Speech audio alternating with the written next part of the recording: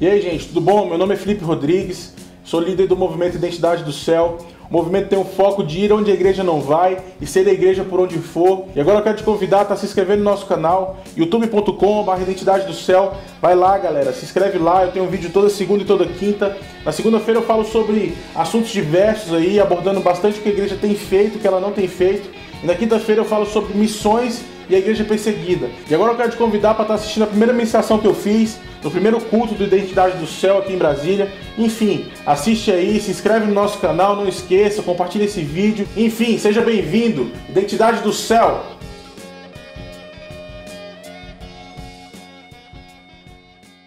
Amém. Que o Senhor venha, sabe, com paixão sobre nossa vida hoje.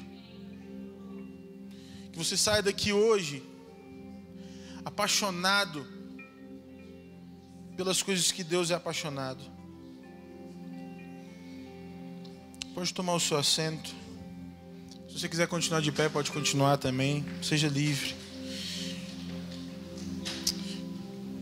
Eu ia pegar um negócio que tem ali, parece um púlpito. Só que eu estava ali atrás, adorando e orando. E eu lembrei de uma coisa que o nosso pastor, o pastor José Rodrigues, que é pastor do pastor William, ele ensinou uma vez. E ele falou que a mesa, ela iguala as pessoas. Aí eu vi essa mesa, eu nem tinha visto que ela tinha esse trem horrível aqui. Estraga esse trem, sai não, deixa. E eu falei, cara, eu quero essa mesa. Como um ato profético de que não tem ninguém melhor do que ninguém aqui. E eu estou no curso de servo inútil. Aquele que faz só o que é mandado. Um dia eu vou aprender, gente, eu vou crescer. Por favor, ore por mim. Deus tem me falado muito sobre alinhamento, sobre a geração, sobre identidade e tal.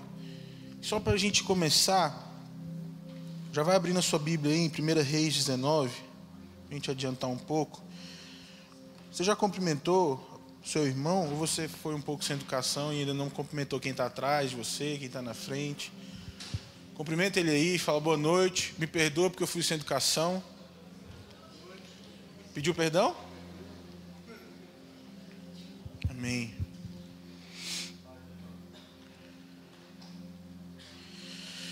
E Deus tem, sabe, falado muito sobre isso. E nem sempre foi assim. Há mais ou menos 2 anos atrás, eu decidi orar. Falei, cara, eu vou entrar nesse negócio. E ainda que Deus não faça nada, ainda que eu não sinta nenhum arrepio, nem nada, eu vou entrar e eu vou orar. Não me importa se Deus vai fazer, o que Ele vai fazer. E eu comecei orando 1 hora em línguas por dia. Cara, nos 11 primeiros dias, foi luta. Porque eu colocando isso no meu coração, você fica naquela expectativa de que Deus vai fazer algo. E a maioria dos cristãos hoje, nós como igreja, você é a igreja, nós como igreja, a gente tem um pensamento, eu não sei de onde que veio isso, eu não sei de onde que surgiu essa possibilidade, porque a gente pensa que as coisas no reino de Deus, elas vão acontecer sim. Parece que a gente está lá orando e tal, aí eu oro 10 minutos, tipo, eu assisto novela, televisão, assisto tudo durante a semana inteira. Aí eu vou no culto e tal, adoro e pá, beleza. E aí a gente pensa que vai vir uma bolinha brilhante, né? Parecendo um level do videogame. Um poder especial que a gente conquistou. E vai cair dentro da gente e aquilo vai mudar a nossa vida para sempre. Aí eu te pergunto, Deus tinha poder para criar a terra com menos de um piscar de olhos, sim ou não? Mas Ele decidiu criar ela por processo. Então por que você acha que Ele vai fazer as coisas na sua vida de uma vez? Ele poderia fazer? Poderia. Mas Deus ama processo. E Deus, Ele não age, Ele reage mais do que Ele age.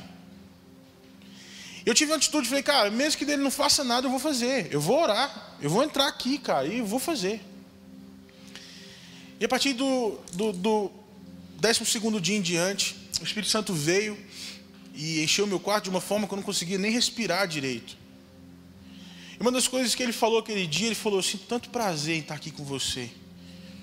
E eu entendi que tudo que ele quer é esse relacionamento. De fato eu entendi, a gente ouve muito isso, mas de fato eu entendi. E eu entrei numa vida de oração e entrei num processo. E dentro desse processo, eu vivi milagres, eu vivi provisão, eu vivi muitas coisas. Quando eu larguei tudo para viver para o reino, eu fazia o 5º semestre de administração, eu tinha um excelente emprego. Estava com proposta para um emprego bem melhor. Estava noivo. Acredita, eu estava noivo. Casei. E aí Deus falou: larga tudo. Quando eu larguei tudo, eu liguei para minha esposa e falei: vamos casar? Vamos marcar a data do casamento? Eu já não tinha mais emprego, já não tinha mais nada. E falei: vamos marcar a data do casamento. Deus falou comigo. E uma das coisas que acontece para você se aliar com o Espírito Santo é submeter a autoridade. Isso aí, cara. Se você não tem uma predisposição a fazer isso, você já está começando errado. E eu falei: cara, Deus, eu quero eu preciso que o meu pai me abençoe. Então, o Senhor que convence as pessoas de tudo, então o Senhor vai convencer o meu pai. E, cara, minha família inteira é concursada pública. Tem pelo menos 2 faculdades. Sabe, eu estava sendo preparado para viver isso aí. E eu sentei com meu pai é policial civil, irmão. Eu levei meu irmão de testemunha, que eu não sou besta. Meu pai sentou, botou a arma na mesa. Não estou zoando. E eu comecei a conversar com ele, falei: pai, eu falei do jeito que ele entendesse. Falei: pai, eu tenho uma vocação. Deus me chamou e falou para eu largar tudo. Só que eu falei que eu não vou fazer isso se o Senhor não me abençoar. Não teve conversinha não, irmão. O dia que eu falei com Jesus, eu falei com meu pai. Ele só falou algumas coisas. Ele falou: você tem certeza que é isso que você quer? Eu falei: tenho. Ele falou: você sabe que você está pegando o caminho mais difícil de que todos. Eu falei: eu sei. Ele botou a mão na minha cabeça e me abençoou. Porque eu decidi entrar num processo com Deus. As coisas foram acontecendo. Um dia eu estava num momento muito intenso de oração na igreja. E o Espírito Santo falou assim: Felipe, eu fiz a identidade do céu para a sua vida, que o mundo precisa te conhecer. E nessa época o pastor William tinha me convidado para assumir a parte de evangelismo da igreja. Eu obedeci, mas eu não queria. Meu coração não estava naquilo. Porque uma das coisas que eu sabia que eu fui chamado é para pregar para crente. Eu falava: gente, mas eu fui chamado para pregar para crente, agora o pastor quer que eu assuma evangelismo, como é que vai ser esse negócio, né? E eu obedeci. Nós começamos entregando panfletos na porta da igreja.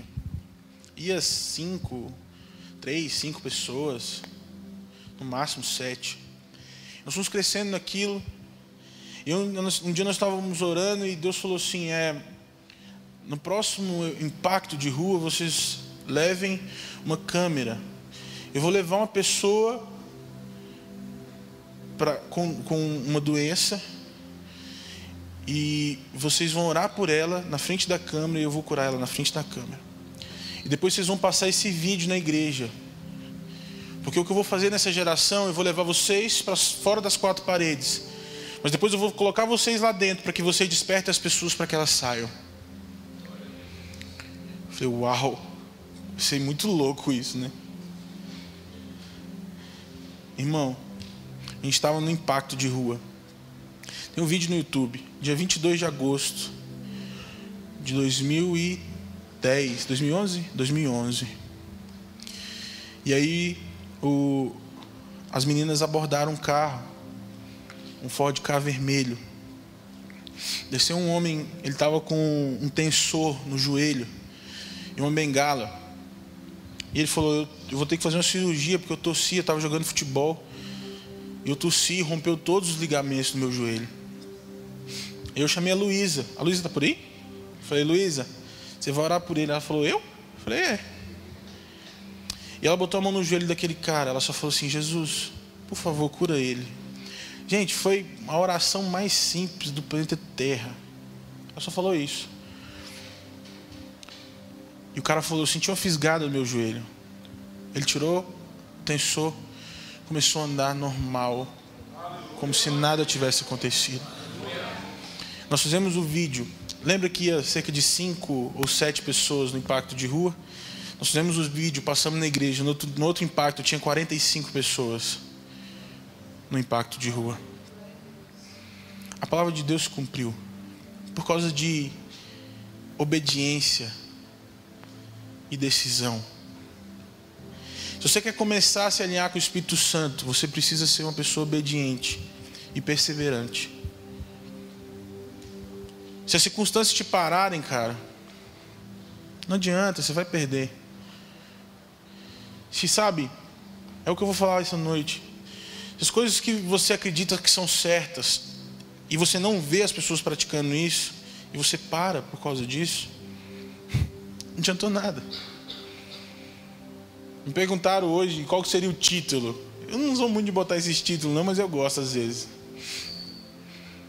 E eu coloquei o título de Rebelde Sem Causa. Vamos lá. Abrir aí em 1 Reis 19, versículo 8.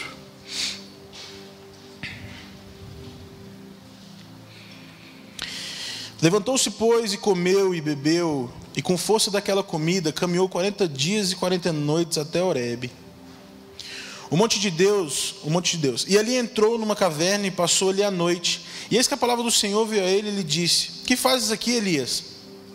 E ele disse: tenho sido muito zeloso pelo Senhor, Deus dos exércitos, porque os filhos de Israel deixaram o teu concerto, derribaram os teus altares e mataram os seus profetas à espada. E eu fiquei só, e buscam a minha vida para me tirarem.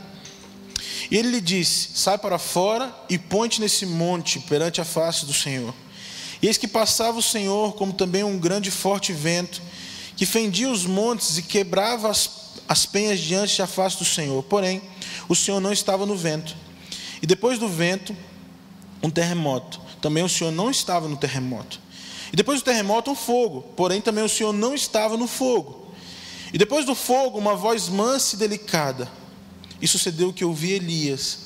Envolveu o seu rosto e a sua capa, e saiu para fora, e pôs-se à entrada da caverna, e eis que veio para ele uma voz com que dizia: o que fazes aqui, Elias? E ele disse: eu tenho sido extremo zeloso pelo Senhor, Deus dos exércitos, porque os filhos de Israel deixaram o teu concerto, derribaram os teus altares e mataram os teus profetas à espada, e eu fiquei só, e busco a minha vida para tirarem. E o Senhor lhe disse: vai, volta o teu caminho para o deserto de Damasco, vem e unge Azael, rei sobre a Síria. Também a Gel, filho de Nissi, ungirás o rei de Israel, e também Eliseu, filho de Safate, de Abel Meolá. Ungirás profeta em teu lugar. Há de ser que o que escapar da espada de Azael matá-lo-á Jeú, e o escapará da espada de Jeú matá-lo-á Eliseu. Também fiz ficar em Israel 7.000, todos os joelhos que não se dobraram a Baal, e toda boca que não beijou. É fato hoje que a igreja, no modo geral, ela infelizmente declinou do verdadeiro evangelho. É fato isso, é visível isso. Nós passamos por vários processos dentro desse declínio.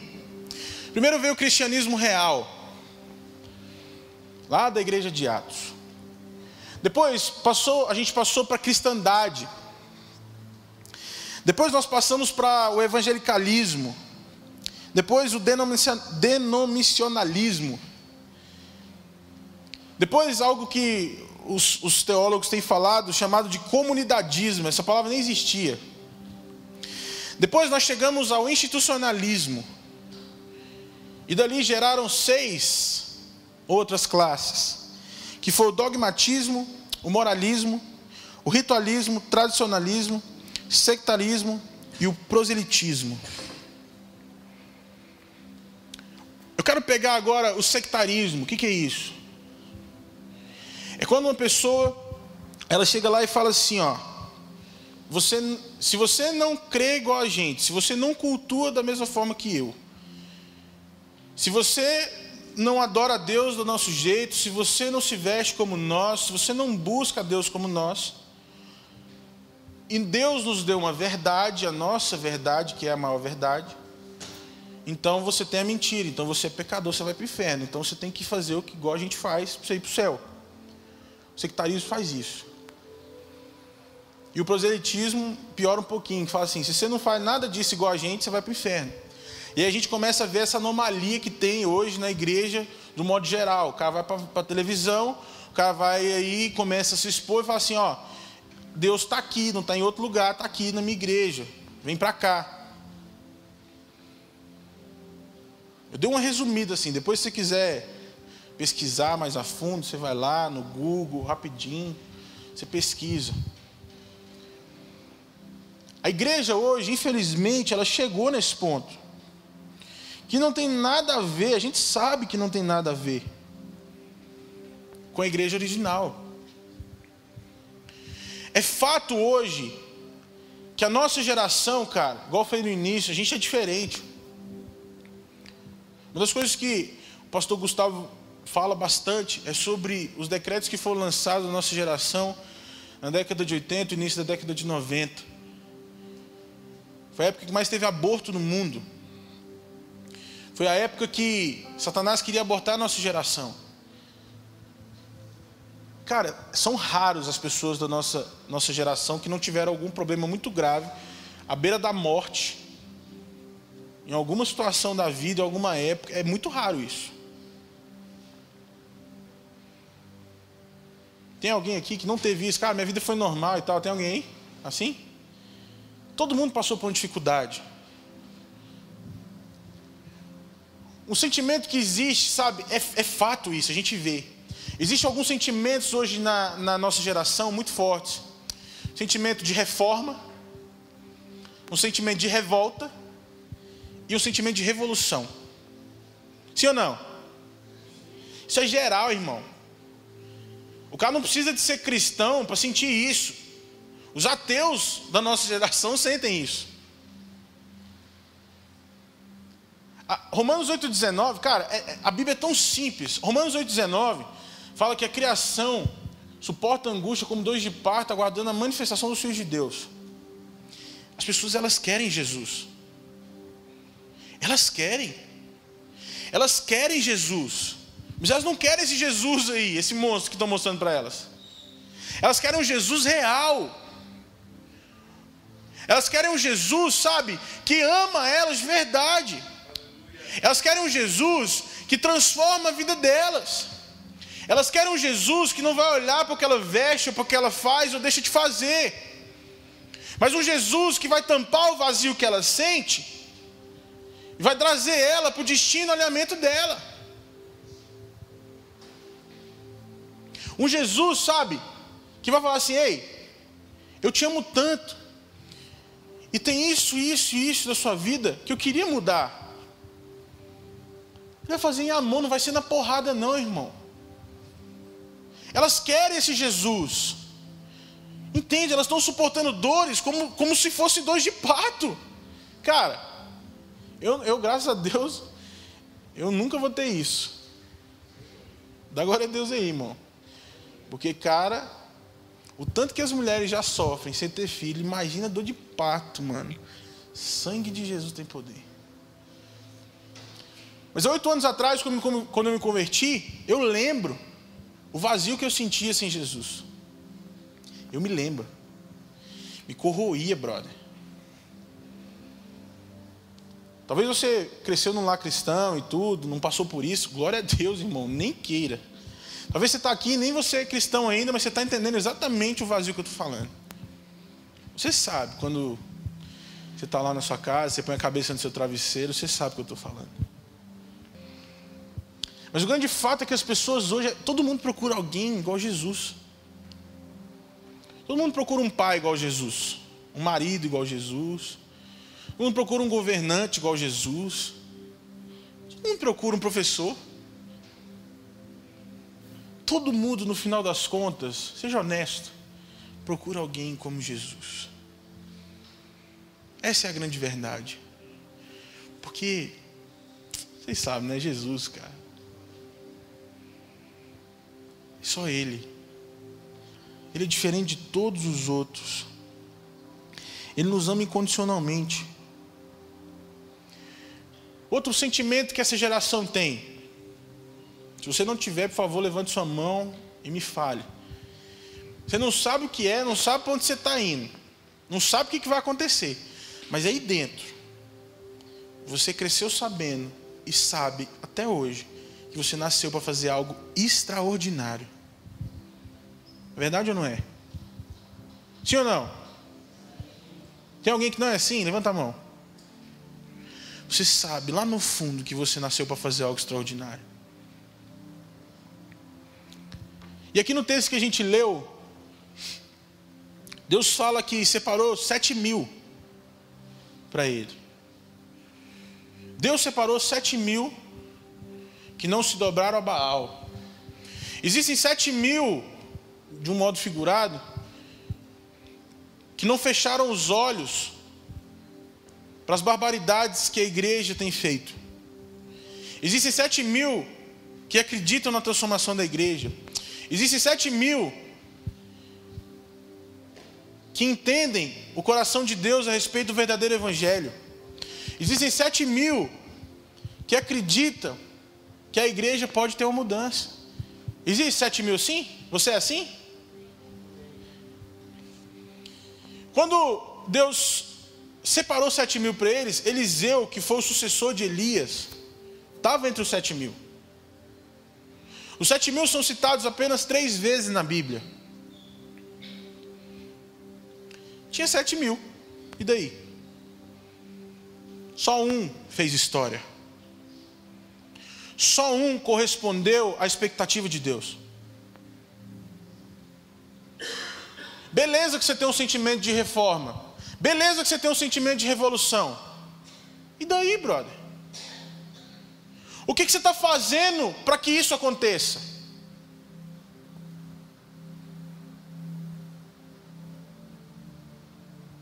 Ai, as pessoas precisam de Jesus, vamos pregar o evangelho. Mas você, cara. Ai, aí fica lá dentro do quarto. Cara, eu amo orar, eu gosto de orar. Eu acredito na intercessão, eu acredito na oração. Mas ora dentro do seu quarto. E quando você chegar na sua faculdade, toque as pessoas. Fé sem obras é morta.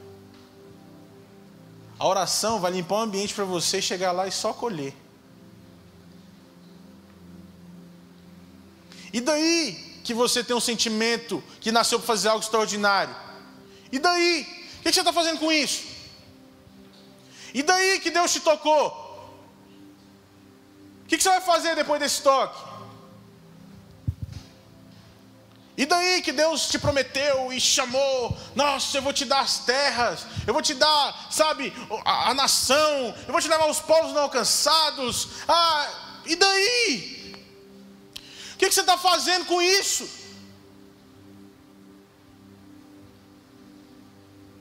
E daí que Deus te falou que você vai ser um cara rico para sustentar o reino? Você está se capacitando para isso? Você está se preparando para isso? Ou está esperando que venha a bolinha branca lá para cair em cima da sua cabeça? Tinha 7.000 que Deus separou, mas 6.999 ficaram para trás. Só um correspondeu.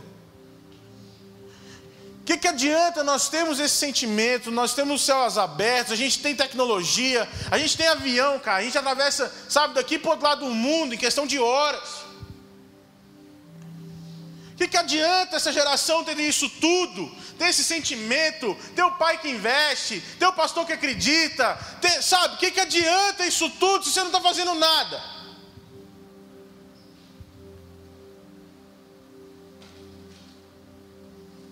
Hoje eu vi a foto de um cara lá no Irã. O cara indo para a forca, pastor, rindo. Ele com a forca no pescoço para morrer por causa do evangelho, rindo. Eu nunca vi um negócio daquele não na minha... Nunca tinha visto um negócio tão chapado na minha vida. Tinha 35.000 compartilhamentos na hora que eu vi. Mas será que teria 35.000 para morrer enforcado junto com ele? Porque todo mundo acha bonito. É bonito. Ai, eu fui para a África, agora em dezembro. Todo mundo, nossa, Felipe, foi bonito. Ai, que atitude. Daí, brother? Por que você não foi comigo? Ah, porque eu não tinha dinheiro. Eu não tinha dinheiro. Me pergunta se eu tinha dinheiro, irmão. Daí, velho. E daí? Qual é a sua? Até quando você vai ficar lá postando comentário, tá ligado? No YouTube, na internet, no Facebook. Ah, eu tô revoltado com a igreja. Isso é um absurdo. Daí? O que você está fazendo?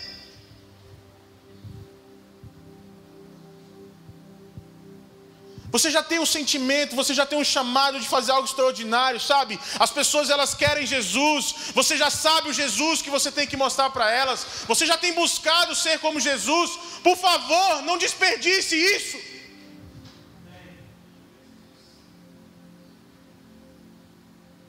Esses dias eu estava vendo um DVD de um cara, mas por volta ali do ano 2003. O cara estava, gente... Ele estava coordenando um tempo de adoração numa igreja. Gente, tinha pastor dando cambalhota em cima do altar, de tanta felicidade que o cara estava do mover de Deus. O mover, gente, o mover, eu comecei a chorar. Falei, Deus, eles se venderam. Beleza, eles estavam no caminho certo. O sentimento que você tem está no lugar certo.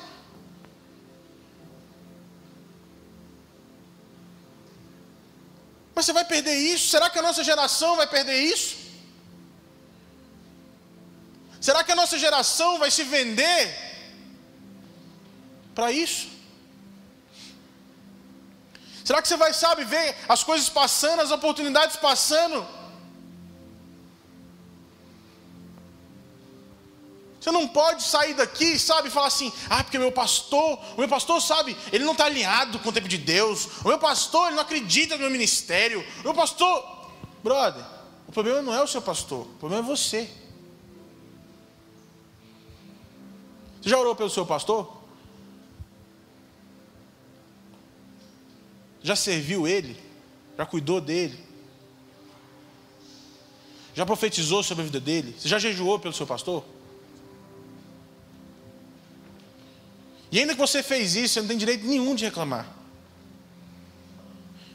E uma das coisas que Deus não vai fazer nessa geração é quebrar o elo de gerações. Não vai. O seu pastor, os ombros dele, é o que vai sustentar você para o próximo tempo. Você não pode olhar para o chão e ver o chão. Você tem que olhar para o chão e ver os ombros do seu pastor te sustentando. Porque do jeito que essa geração diz que é uma geração extravagante. Como diz o Paul Washer, ser extravagante é ser como Estevão, brother. Intercedendo, tomando pedrada. A gente diz que é uma geração extravagante. Glória a Deus, mano. Agora, se não tiver essas pessoas que zelam por nós, que dizem um não quando a gente precisa, a gente estava no meio de uma baderna, brother. Porque a gente tem acesso a tudo, as coisas são mais fáceis para a gente ia andar muito soltinho. Eu sei, irmão, eu sou o primeiro disso. Se não é meu pastor ali, ó, rédea curta. Tá rindo, né? Né, pastor? Se não são os meus pastores para cuidar de mim e não me deixar perder o foco, brother, eu ia fazer o que eu quisesse, do jeito que eu quisesse, na hora que eu quisesse. Ia virar uma baderna. E o reino de Deus, mano, é ordem e decência, tá ligado? Você não pode querer fazer as coisas do seu jeito e achar que o seu jeito é melhor que o jeito do seu pastor, porque o Espírito Santo, sabe o que ele vai fazer? Ele vai calar sua boca e vai ouvir o que o seu pastor está falando. Porque você não se submeteu. Ele não negocia princípio, mano. Ah, Felipe, mas meu pastor está indo contra a Bíblia e tal. Brother, serve ele. Ora por ele. Pede para Deus alinhar ele. A gente quer ver transformação, sabe? Tem uma galera aí, muitos ateus, muita gente que não é cristão, fica falando mal dos crentes, dos pastores e tal. Beleza, o que eles estão fazendo? Existe um falso moralismo hoje na sociedade. As pessoas falam, só isso elas fazem. Elas não fazem mais nada. Beleza, você tem um sentimento de fazer algo extraordinário. Glória a Deus por isso, queridão. Você já entrou para o seu quarto para ficar com Jesus? Você já orou? Pelo menos 1 hora por dia? Ou o tempo que você gasta na sua vida pessoal, cuidando dos seus interesses, é muito maior do que Deus chamou para fazer. Ah, Felipe, mas eu não sei ainda, sabe qual é a minha identidade? Claro que não. Você está baseado no seu entendimento humano.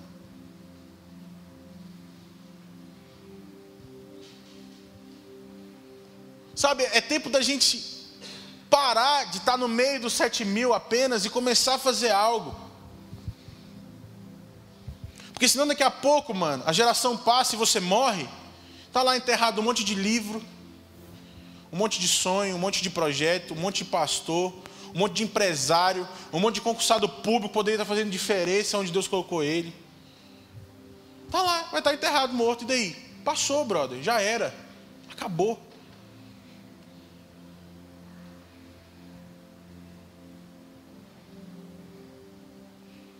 O que é que você tem feito? Quem é você? Para o que foi que Deus te chamou? Você está disposto a descobrir? Você está disposto a orar incansavelmente até Deus te falar, e ainda que Ele não fale, continuar orando? Tá, Felipe, beleza. E eu que estou fazendo? Eu já estou fazendo, e aí? Uma das áreas de conforto que existe hoje no nosso tempo é uma zona de conforto. Chama-se imediatismo. Sabe por que você cansou?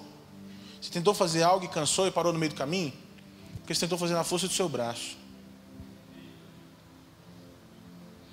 Tentou fazer do seu jeito.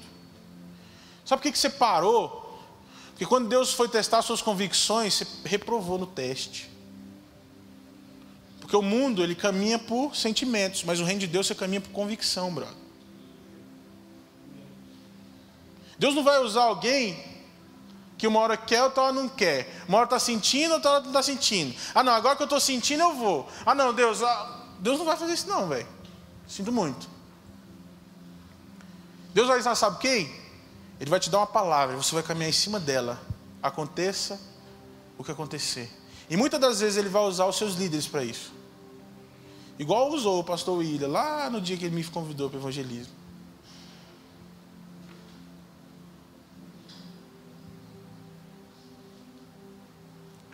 Você que está fazendo, ou você que ainda quer fazer algo, sai do imediatismo. Deus trabalha por processo. Gente, a Bíblia é tão simples, parece que as pessoas elas não entendem.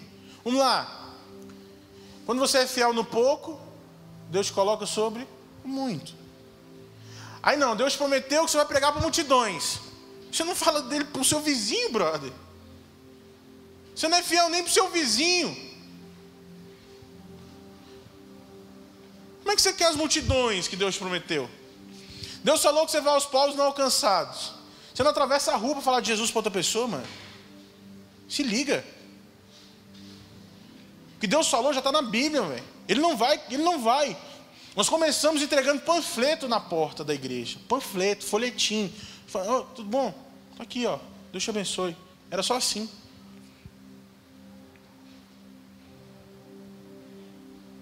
Nós somos fiéis no folhetim. Cerca de 3 meses depois, Deus mandou alguém, nós oramos e a pessoa foi curada. Mas nós começamos lá no folhetim. A gente começou lá. O que foi que Deus mandou você fazer e você ainda não fez? Qual foi a palavra que Ele deu? Foi para lavar o banheiro da sua igreja, ou o banheiro do seu pastor, de algum membro da igreja? Qual foi a palavra que Deus te deu e você ainda não fez? Você falou, não, isso não é de Deus, não, isso não é possível. Qual foi a palavra que Ele te deu? O que foi que Ele te disse? Se você não for fiel nisso,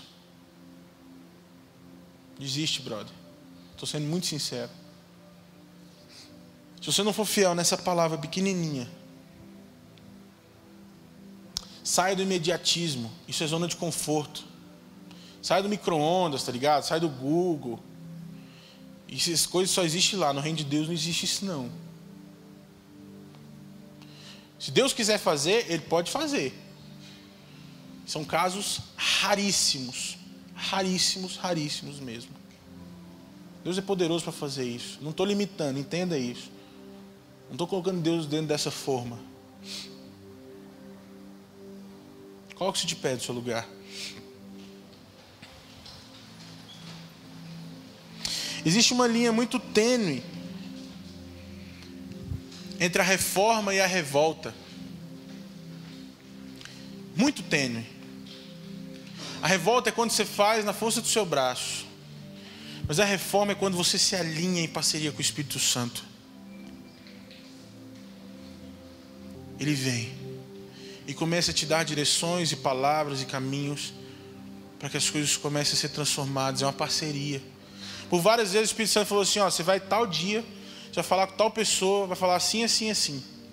Eu ia lá e falava a pessoa, beleza, tô dentro. E era com certeza ela não ia fazer isso antes.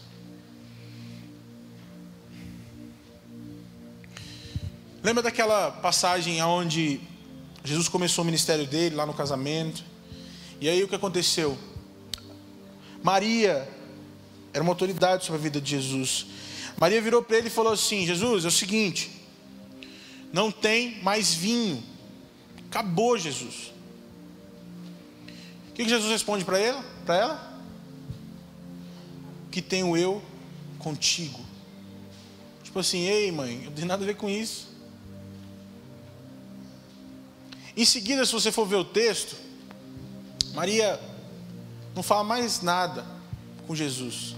Ela agora só fala com os caras. Fazei tudo o que ele disser.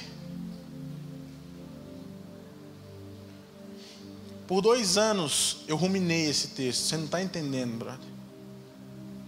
Pensa num cara que era desobediente. Você está olhando para desobediência. Eu sou especialista em desobediência. Eu sabia tudo sobre isso. Eu sei olhar para uma pessoa e saber se ela é rebelde ou não. Só para você ter noção. Hoje eu já estou nova criatura, eu já estou bem. Mas sim. Mas foi difícil, foi paulada, irmão. Você não está entendendo, não. E aí o que acontece? O Messias, ele não poderia ter pecado. Jesus não poderia pecar. Se ele pecasse, ele negociaria todo o projeto de salvação. Tudo que ele veio fazer, ele ia negociar com o pecado. A Bíblia diz que ele foi tentado em tudo e não pecou. Jesus é santo, totalmente santo. Amém? E quando Maria falou isso para ele falou que tem eu contigo e tal, ela não falou mais nada porque ela sabia que ele tinha que obedecer. Se Jesus não obedece Maria, ele teria negociado o projeto de Deus para a vida dele inteira. Mas ele teve que obedecer. E ele falou ainda o que para ela? Ainda não é chegada a minha? Não é chegada a minha o quê? Não é chegada a minha hora. Jesus era totalmente alinhado com o Pai. Ele sabia exatamente o tempo que Deus iria fazer as coisas. Ele sabia exatamente o que ele tinha que fazer no momento certo e na hora certa. Sim ou não? E ele falou para Maria, Maria, não é chegada a minha hora. Mãe, você não está entendendo, não está na hora de começar. Ela nem questionou. Porque ela sabia que ele tinha que obedecer. E porque ele obedeceu, o tempo de Deus para a vida dele foi adiantado. Sabe por que você ainda não conseguiu romper? Porque você não obedece. Sabe por que as coisas estão travadas na sua vida? Porque você não obedeceu quando você deveria ter obedecido. Sabe por quê? Que o seu ministério não rompeu, as palavras que Deus te deu não se cumpriram. Sabe por que muitas pessoas da sua família que você orou não se converteram ainda? Porque Deus te deu palavras, o seu pastor te deu palavras e você não foi uma pessoa obediente. Isso tem atrasado. Você quer começar um tempo de alinhamento com Deus? Obedeça, brother. Só por obediência você consegue entrar nesse alinhamento. Não existe outro argumento. Não existe o que fazer mais. Obediência, oração e perseverança, brother. Acabou. Sabe por que as coisas ainda não romperam como você sabe que deveria ter rompido? Porque você não obedece. Só isso.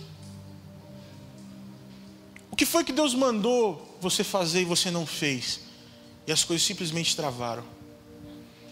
Você era um cara de intercessão, um cara de oração e tal. Ia lá, orava, ia no monte e tal.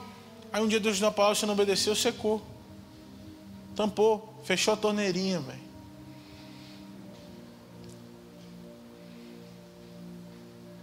Uma das coisas que Satanás trabalhou na nossa geração, criou uma geração sem paternidade. 1/3 hoje da população do Brasil não tem o nome do pai na certidão de nascimento, ou é filho de pais separados. E o outro ponto é a geração que cresceu assim. Os seus pais e os meus pais foram assim. Muitos de nós, né? Claro, não todos, mas cresceu falando assim: eu vou dar para o meu filho tudo que eu não tive. Algum pai fez isso aí? Algum pai falou isso? Nós crescemos sem a paternidade que nos limita e sem os limites dos nossos pais. Nós crescemos soltos. E é por isso que é nosso sentimento de fazer o que a gente quer, na hora que a gente quer, do jeito que a gente quer, é tão forte. É o que Satanás trabalhou na nossa geração. É uma geração que não honra os pais. Eu tive que me arrepender muito, muito, muito das vezes que eu desonrei os meus pais. Eu sei o que eu estou falando, mano. Quer se alinhar? Obedeça. Se você não pegar esse caminho, brother, não vai rolar. Você vai continuar no meio dos 6.999 que não se dobraram. E daí? Eu acredito que o Espírito Santo está trabalhando algo dentro de você. Eu não gosto muito desse negócio de vamos lá, vem aqui na frente. Não, se você quiser vir, você vem. Se você quiser ficar aí, você fica livre. Mas se arrependa agora. Entre num momento de arrependimento. Feche seu olho. Comece a orar, se arrependendo. Sabe, fala: Jesus, me perdoa por aquele dia eu ter desobedecido.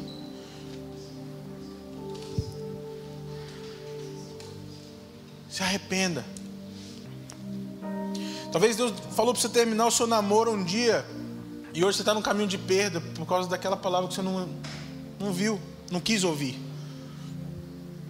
Talvez Deus falou para você entrar naquela empresa para trabalhar lá sem ganhar nada ou ganhando um salário mínimo e você não quis, porque, sabe, você era muito capacitado e não quis. Talvez Deus falou para você largar tudo. Não sei, a vida é sua, cara. O que foi que Deus falou para você fazer e você não fez? Deus, em nome de Jesus, que o Senhor nos convença do nosso pecado. Que o Senhor nos convença, Deus, do nosso pecado, Pai. Deus, nós precisamos do Teu amor, nós precisamos de Ti. Deus, não deixa a gente desviar nem para a direita nem para a esquerda do Teu propósito. Deus, que o Seu Espírito Santo nos convença do pecado, da justiça e do juízo, Deus. Que o Teu Espírito Santo nos convença, Pai. É só Jesus que pode te convencer, irmão. Deixa Ele bater, sabe? Deixa Ele entrar, Ele está batendo na porta, deixa Ele entrar. É difícil renunciar, mas abra mão hoje, renuncie. Abra mão. Você não sabe cuidar melhor de você do que Jesus. Ele sabe cuidar bem de você. Você não precisa de entender. Você só tem que obedecer.